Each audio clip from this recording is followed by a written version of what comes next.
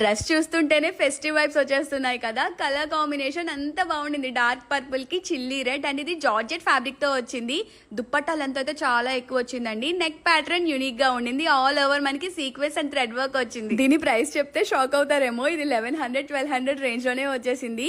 Flare మొత్తం కూడా కిందన ఒక స్టిఫ్ ఫ్యాబ్రిక్ లాంటిది ఇచ్చారు. దాని వల్ల ఫ్రాక్ మంచిగా నిలబడుతుంది.